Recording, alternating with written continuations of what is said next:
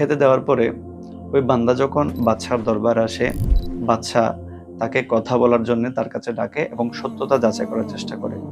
এখন ওই গ্রাম্য ব্যক্তি যখন বাদশার সাথে কথা বলতে গেল, সে খেয়াল করলো যে তার মুখ থেকে ও রসুনের দুর্গন্ধ বের হচ্ছে। সেজন্য বাদশার সাথে কথা বলার সময় সে তার মুখের মধ্যে হাত দিয়ে দিল।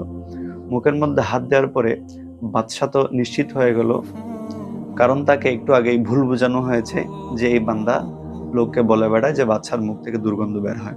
তখন বাদশাহ এই গ্রাম্য ব্যক্তির মৃত্যুর ফরমান জারি করলেন। মৃত্যুর ফরমান জারি করে তার একজন প্রশাসনিক কর্মকর্তার কাছে একটা চিঠি লিখে ওই ব্যক্তিকে পাঠিয়ে দিলেন এবং সেই চিঠির মধ্যে লিখে দিলেন যে এই ব্যক্তি তোমার কাছে যাওয়ার সাথে সাথে তাকে তুমি হত্যা করবে। হত্যা করার পরে তার শরীর থেকে তুমি চামড়া ছিলে ওই চামড়া লবণ দিয়ে মাখিয়ে তুমি আমার কাছে পাঠিয়ে দিবে। এই ফরমান দিয়ে বাদশাহ তাকে চিঠিটা ধরিয়ে দিয়ে ওই প্রশাসনিক উচ্চপদস্থ ব্যক্তির কাছে পাঠিয়ে দিলেন।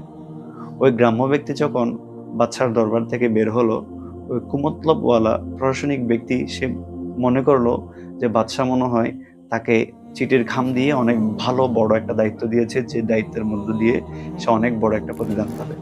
ওই গ্রাম্য ব্যক্তি বের হওয়ার পরে ওই কুমতলবওয়ালা প্রশাসনিক ব্যক্তি তাকে ধরলো যে এই চিঠিটা তুমি আমাকে দিয়ে দাও, আমি বাদশার ফরমান অনুযায়ী এই চিঠিটা পৌঁছে দিব।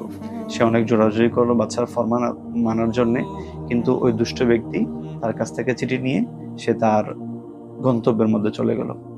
ওই প্রশাসনিক ব্যক্তির কাছে যাওয়ার পরে এই দুষ্ট ব্যক্তি যখন চিঠিটি দিল, ওই প্রশাসনিক ব্যক্তি চিঠি খুলে পড়লেন।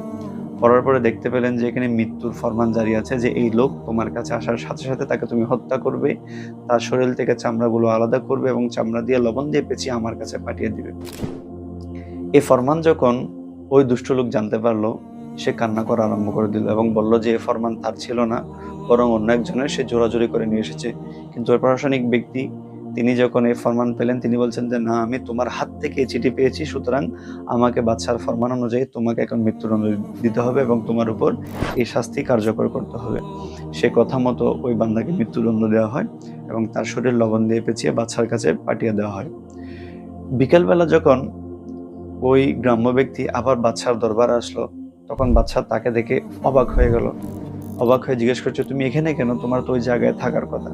তখন সে বান্দা বলছে যে হুজুর, আমি যাওয়ার কথা, কিন্তু আপনার অমুক ব্যক্তি সে আমার কাছ থেকে জোরাজুরি করে চিঠিটি নিয়ে গেল। তখন বাদশার কাছে ততক্ষণে ওই বান্দার লাশটি চলে আসলো। তখন বাদশাহ ওই গ্রাম্য ব্যক্তিকে বলছে যে এই লোক তোমার ব্যাপারে আমার কাছে এই নালিশ দিয়েছে, আমি তো তোমার মৃত্যুর ফরমান দিয়েছিলাম,